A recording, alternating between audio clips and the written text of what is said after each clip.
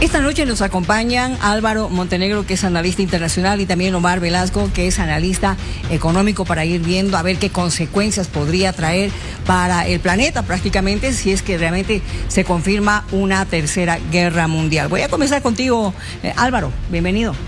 Buenas noches, Miriam, un gusto hablar contigo sobre este tema. ¿Qué te parece? ¿Podría realmente afectar a todo el planeta que se desate una guerra? Porque evidentemente no solamente sería Irán contra Israel, Israel contra Irán, intervendrían otros países también. Sí, evidentemente varios países ya están interviniendo. En los primeros días del ataque sorprendió a muchos militares que Irán pudo arreglar sus sistemas de defensa aéreos de manera muy rápida, y se dice que Rusia habría ayudado porque ya hace tiempo Rusia ya estaba involucrado con sus famosos S-400, son sistemas de defensa aéreos, y obviamente para China, que hizo un tratado de 20 años con Irán, inversión de varios billones de dólares, es un tema de seguridad nacional porque importa mucha energía de Irán, aunque sea de manera ilegal, y también es un nudo, una parte clave para el proyecto más grande de la Ruta de la Seda, y también para esta integración más grande que estamos viendo, la integración euroasiática, también para Rusia, ¿no? Para Rusia, para el corredor norte que sale de Rusia y llega hasta Irán. Entonces, y justamente hace unos dos semanas se había inaugurado un tren que iba directo desde China hasta Teherán.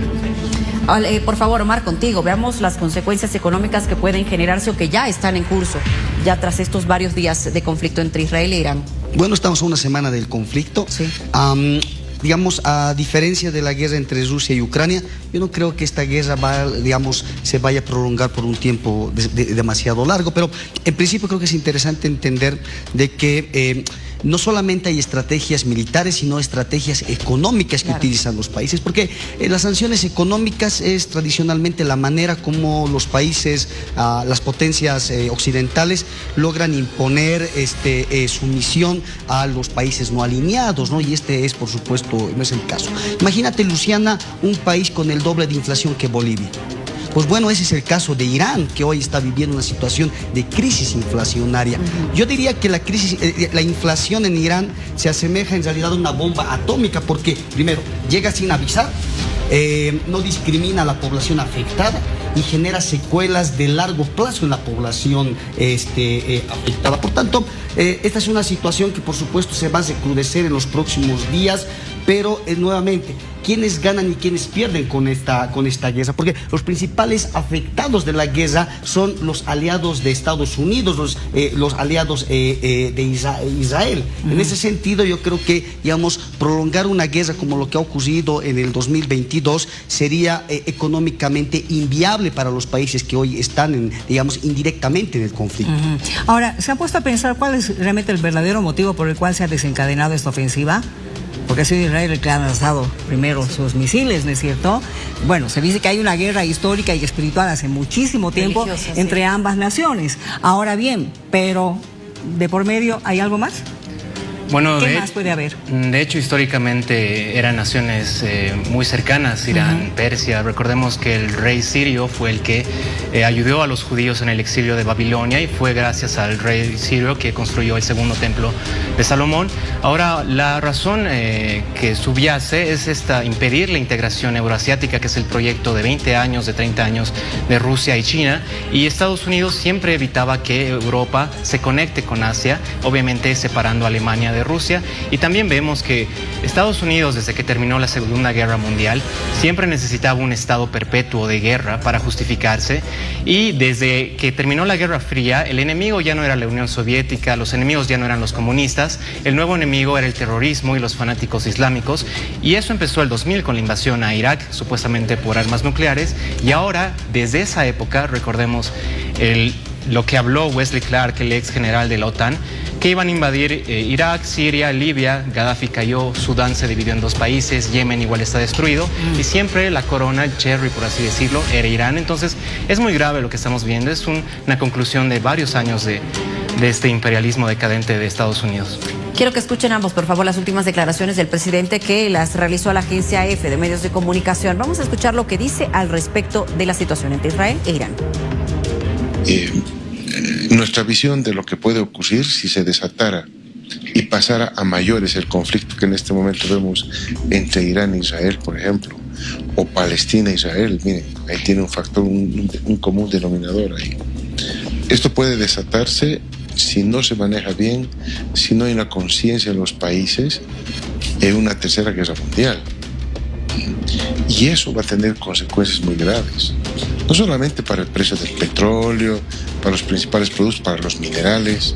Estamos viendo cómo se van gastando cientos y hasta miles de misiles, drones y todo, y eso se hace con materia prima, con producción que viene de nuestros países. Eso va a presionar a los precios internacionales, eso va a presionar para que haya más producción, pero también va a generar problemas en los países que se involucren en la guerra. Omar, ¿qué opinas de esto que acaba de mencionar el presidente Luis Arce, el tema petróleo, minerales, claro, el económico en general?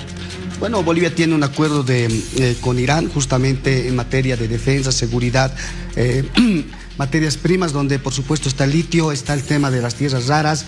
Seguramente ahí el presidente Arce está pensando obviamente en la continuidad de estos acuerdos que Bolivia tiene, pero yo no creo que realmente esta guerra llegue a prosperar, porque por un lado implicaría para Estados Unidos incumplir lo que hoy está, digamos, tratando de posicionar, que es terminar con la guerra entre Rusia y Ucrania, porque ha señalado Donald Trump que es un gasto innecesario esta guerra, por tanto sería la de Rusia y Ucrania. Exactamente, claro. Por tanto sería una contradicción.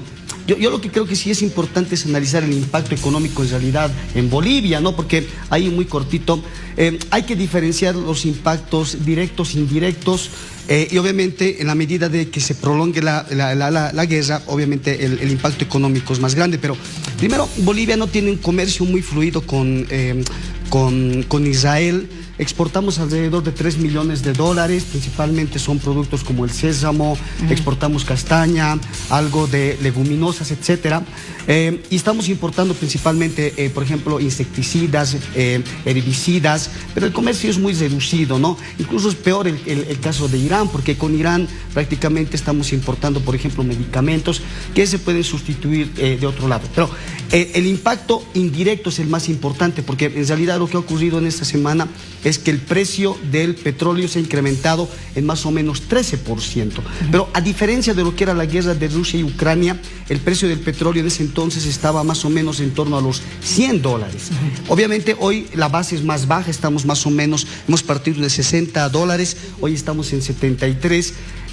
Yo creo que durante el tiempo que dure la conflictividad bélica, lógicamente el costo de la importación de combustibles se va a incrementar, es decir, vamos a tener un doble impacto por el lado de la subvención, tanto por la caída en la producción como por el elevamiento transitorio de los precios de los combustibles. Muy bien, ¿qué opinas tú, Álvaro? Bueno, viendo el mensaje del presidente, evidentemente pueden ser los telones abiertos para esta guerra mundial, porque es un proceso como de 20 años, como expliqué, pero si esto sabe el señor presidente, ¿por qué no nuestra embajada de Bolivia en Irán, que nuestra embajadora era la señora Romina Pérez, que yo pude entrevistarla, yo viajé por Irán, conozco sus ciudades, sí. Pero actualmente nuestra embajada en Irán, silencio total, no hay nadie que hable. Nuestras embajadas en Medio Oriente, que ahora tienen que ser más importantes, en Turquía, sin embajador, en Egipto, que hace poco teníamos una familia, el doctor Alatarma, atrapado en Gaza, que se ha quejado, y que se ha quejado, que escribía a la embajada y nadie le respondía, el señor Edwin Kisbert, que estaba a cargo de la embajada, igual silencio, nadie habla. Entonces, si es tan importante y se lo reconoce el presidente Arce, entonces pues que nuestras embajadas hagan algo de ahí, ¿no? Y bueno, el tema del estrecho de Hormuz, por ahí circula el 20% del petróleo y del gas. Obviamente los precios energéticos van a crecer y es muy grave lo que estamos viendo ahora, y el rol de Cancillería, de nuestro servicio diplomático, es muy, muy crítico ahora. Qué complicado está esto realmente. Mira, sí, Miriam, más que, sobre todo hay que tomar en cuenta también el pronunciamiento de diferentes organismos internacionales, sí, que ya lo han hecho en las últimas horas, condenando estos ataques de un lado y del otro, evidentemente, porque hay población, porque hay gente, porque hay seres humanos, porque hay niños, hay ancianos, hay personas en general que están sufriendo las consecuencias. ¿Cuándo se pasará factura? Y vuelvo contigo, por favor, Álvaro, con la pregunta. ¿Habrá una factura seria que se le va a cobrar a estos países? Claro, bueno, ya han muerto varios civiles. En Irán tenemos unos 200 muertes, niños han asesinado a militares de alto rango, y no solo a los militares, a sus familias, a sus hijos de 5 años, a sus esposas, no importa, ¿no? Porque Cuando uno categoriza al otro como terrorista, lo deshumaniza. Con los terroristas no se negocia, ni siquiera son humanos y hay que matarlos, más bien es un deber matarlos. Y obviamente Irán, y es la falta de entendimiento cultural que se tiene del otro. Esto se lo reveló Trump. La administración Trump no entiende, piensa que son terroristas, locos islámicos, como muchos en Bolivia, y no entienden la cosmovisión chiita, donde uno realmente, el sacrificio, el morir por una causa justa de guerra, es algo de honor. Es mejor que morir por una enfermedad o por la vejez. Entonces hay varias cosas culturales en esta mentalidad imperialista en el sentido completo de la palabra, que lo dicen, no, los tweets de Trump son una locura, es un poco más, venía arrodillate y rendite. Claro, sin condiciones. Sin condiciones, es una locura.